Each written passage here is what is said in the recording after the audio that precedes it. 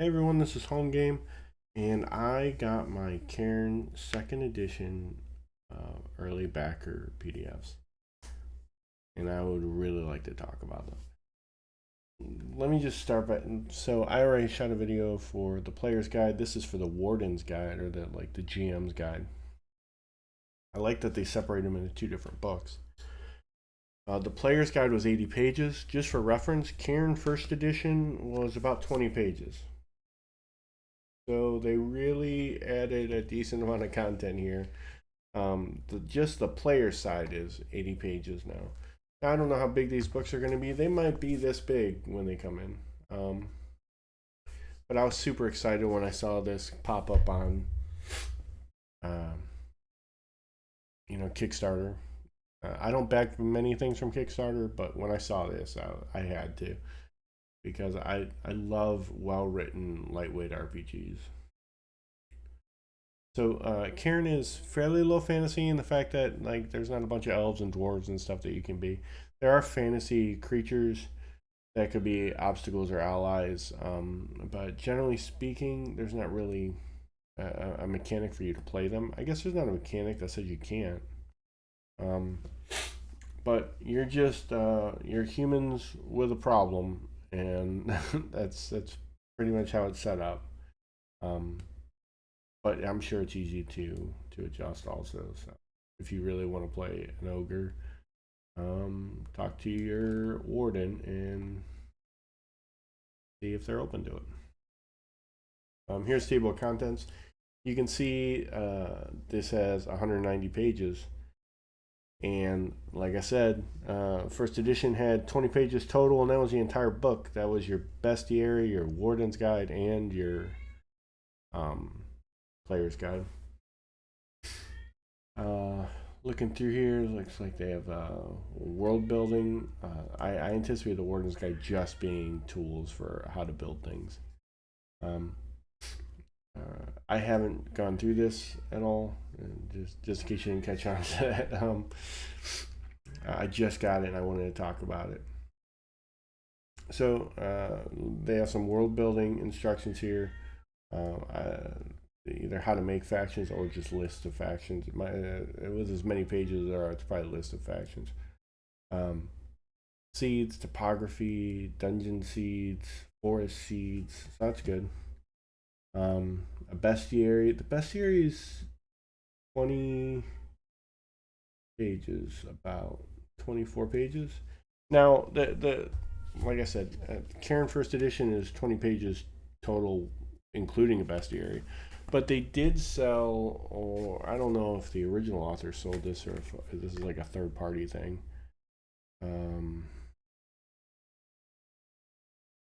Apparently, this looks like some kind of third party thing. So I bought a bestiary off of Amazon for Cairn, and it was 40 pages, this big. This is first edition bestiary for Cairn. This one, the official release for second edition looks like it's about 24 pages. They don't really drop a lot of images for monsters, at least they didn't in the original. So the bestiary will be 24 pages of like text blocks describing monsters. And like I said in my previous video, we all have the internet. We can all find images of monsters on our own. It's not that big of a deal. I bet 80% of us are playing online right now anyway, because when the world got shut down, we all moved online. Section for spell books, reliquary. I wonder what that actually is. Advice and examples. Examples are always great. Setting of Vald. See, the player's handbook had 2 pages that helped describe the setting. This has 12 pages for the setting. So I wonder how they elaborate, if they just tell you like a bunch of secrets of the world that they don't want the players knowing. That would be good.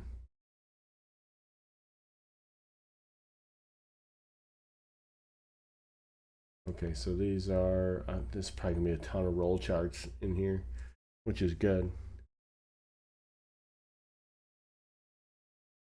So Oh, and don't dip out early, guys. The GM screen or the Warden screen, it looks amazing. I really want you guys to see that.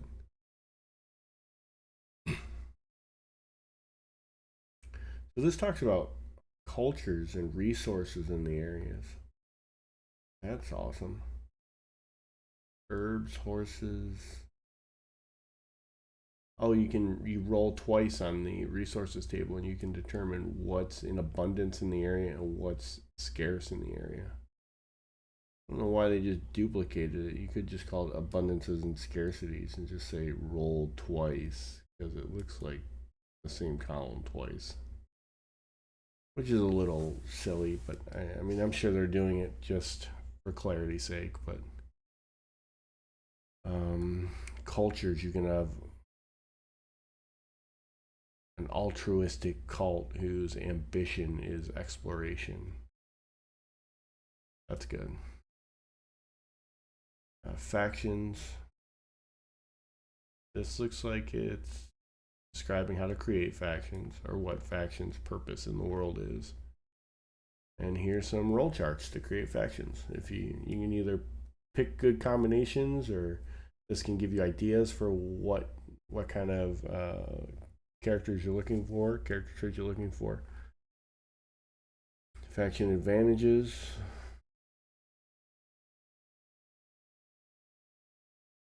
Yeah, this is probably going to be a lot of stuff about how to create things.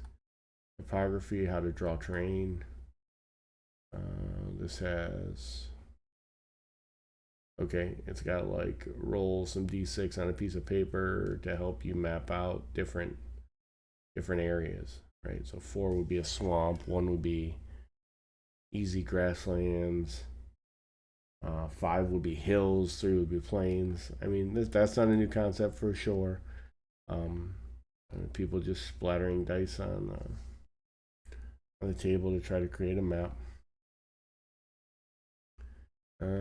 Different terrains, rivers, seas, lakes, weather. Good weather table is always good to have. Unusual weather. An annual fog appears randomly, turning metallic surfaces to gold on contact. Oh, some magical stuff. Periodic rains of small aquatic creatures, tadpoles, frogs, small fish. No one knows where they come from. That's awesome. So it's like funky weather. If you want to have tadpoles raining in your area. When it snows, the flakes are warm and dry. Oh, that's unnerving. This looks like a random map that kind of flushed out with some simple pictures. That's great. Points of interest. Oh, they label different areas. So it's like heart. The points of interest. Points of interest on a map are generally divided into the following categories. So they say the heart is the primary settlement in a region. It isn't necessarily the largest or most important place, but it should always be significant to the region's history and people. So they can say you can call a town the heart of the area. Layers and enemies encampment, hive, or source of heightened. It's good that they give some names to these things so they're easy to reference. And it gives you ideas for what you need to put in your area. Just the names alone with the descriptions would give you ideas. And they put them on a d6 table, so you could drop them in areas randomly based off a roll of a d6. Oh, it's telling you, it's continuing to flesh out the map. So it says, this is the heart of the area, this is the dungeon, another dungeon, a curiosity for you, like a weird thing you might want to check out, a layer, a waypoint, or settlement. So it looks like they're just fleshing out the same map. That's good. They're giving you a real good example as you walk through the book. Different types of settlements. Sorry, I'm not stopping too long on one thing. I don't want this to take 3 hours to get through the book. Got different types of layers, different types of dungeons. Got features and type. That's good.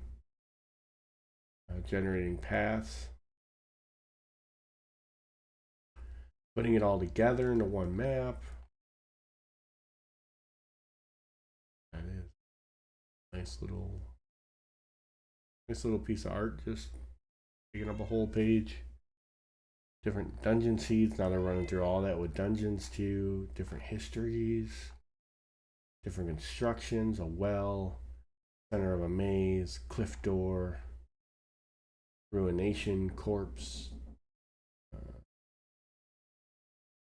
overpopulated, overgrown. You know, what's making it bad, making the dungeon bad, or what made it bad. Sudden change in climate for a cause. Dungeon denizens. Most dungeons will have creatures that live there and make it their home. The following tables can be used to describe the general attitude of any of the intelligent creatures in the dungeon.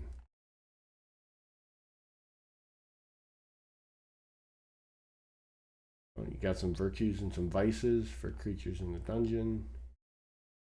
You got goals and obstacles for the creatures. That's good.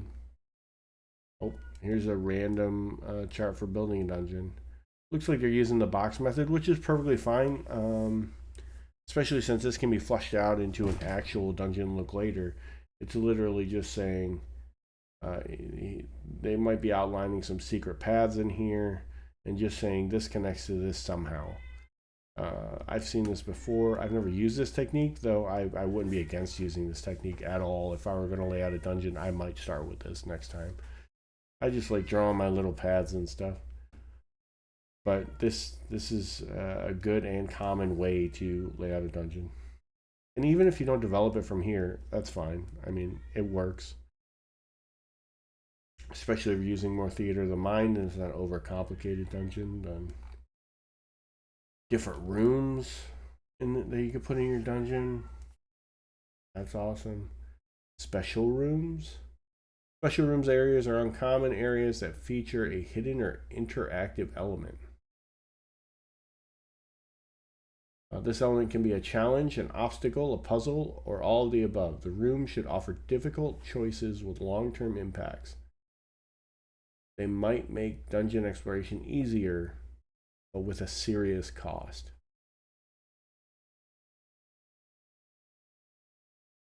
So you can have furniture that glows, treasure that silences, a wheel that transforms. Yeah, just different ideas for weird things. Different kind of traps, what they can do, what activates them.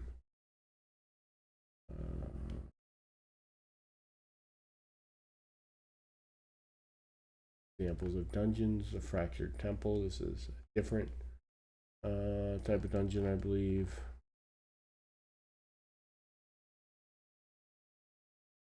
Oh, this is a sample dungeon. This is a sample dungeon called the Fractured Temple. So they're saying here's your dungeon. Features throughout light. It tells you what the light's like, what it smells like, well, what kind of noises you might hear, what the build is like. The walls and floors are made of white petrified wood. And here's a short little dungeon explanation for going through it. It's like a short encounter. Or not so short encounter. It has several rooms. 1, 2, 3, 4, 5, 6, 7, 8, 9 rooms. It's a 9-room dungeon. So that's good to give you a little sample dungeon. Forest seeds. I'm just going to be creating your own magical forest or forest with different encounters and stuff in it, and what kind of different random tables to build encounters.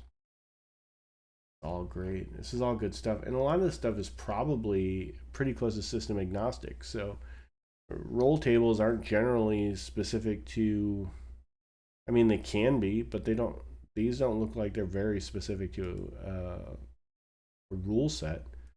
They're just random tables and different ways you can build up forest encounters and dungeons and stuff like that. This looks like an encounter inside of a forest, the diseased compound. Yeah, example forest.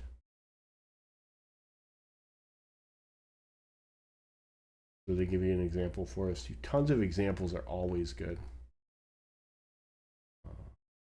Different kind of encounters you can run into. Warden's tools. Bestiary, that's good. Oh, they have a few little pictures here. That's great. The Banshee's a little abstract, but they're boxing in the different monsters too to show where the stat blocks are. That's good. But you can see that these aren't like normal or the kind of stat blocks you would see in a lot of books. They're real conservative with their space in Cairn. The fact that they have artwork for some of these, it's like stylized artwork. It's not even like, I like that it's not a realistic depiction of what it might be. It's like a stylized like drawing of what this thing might be. This one's a little bit more detailed. But it's like someone's giving you a description of it. It's not oh, this is great. It's like someone came back because like ran away from this thing and then told somebody what it looked like and they drew it. And I think that's an amazing way to do that.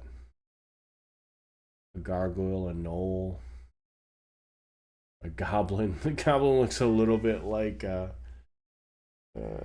the Count from Sesame Street.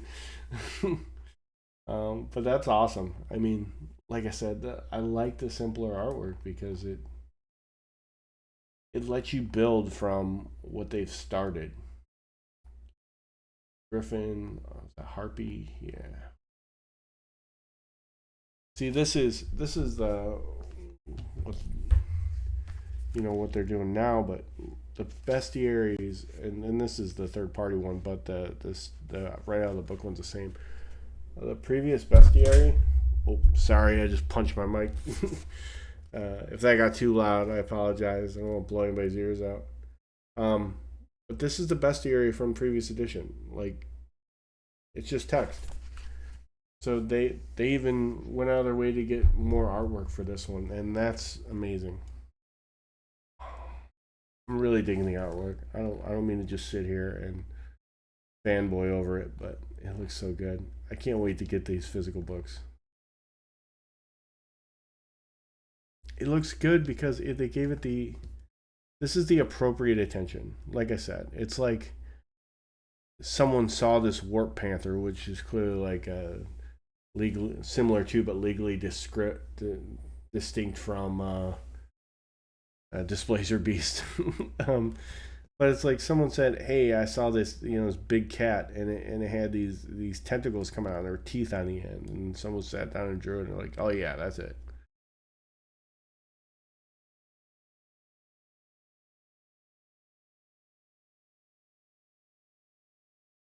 And then here's some. I think this is monster building. How do you build a monster? Yep, creating monsters. So if the 12 pages wasn't enough, here's how you would create some. Here's some different ideas for how they look, what kind of quirks, what kind of weaknesses, what kind of features they have.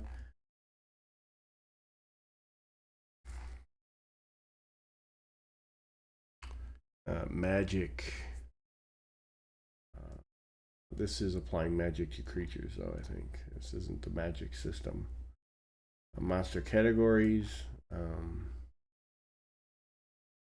that's nice. They broke it down to 12 categories: undead, shapeshifter, plant, mythical, magical, avian, beast, behemoth. Naming procedures, that's good. Terrain synonyms, beaches. Oh, that's funny. So instead of just saying mountains every time, you say peaks, ridge, range, summit, pinnacle, boot. Adjectives.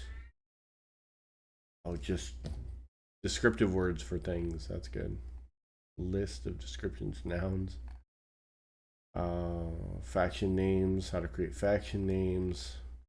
How to create realm names. Forest names.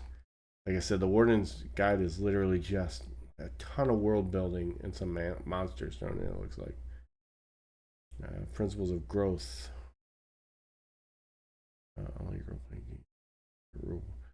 Unlike other role-playing games, Cairn does not reward player characters for killing monsters, looting treasure, or exploring new places. Instead, it is a character's unique experience in the game world that has the potential to alter their health, abilities, beliefs, bonds, and even their minds. Growth is never arbitrary, nor is it tied to specific experience happening in the fiction.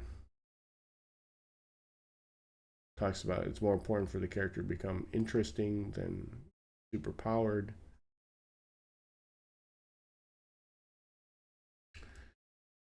So yeah, there's no leveling. Your characters just kind of change a little bit, which it's good to not have leveling in some respect because you don't run into the scaling issue that some games have. Examples of growth: forging relationships, long-term exposure, or manipulation of a spell book or relic. So if you use a spell a lot, it might change you.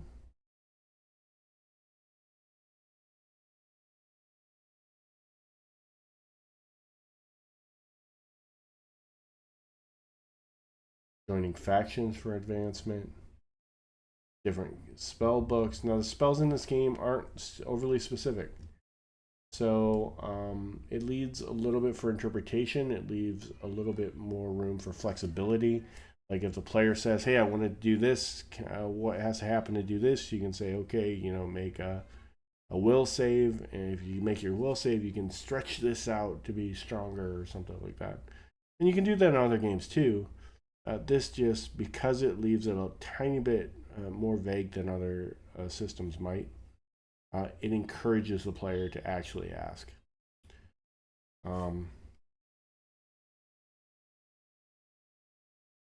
So, like Earthquake just says, the ground begins shaking violently. Structures may be damaged or collapsed. Sand dribbles from the corners, seemingly without stop.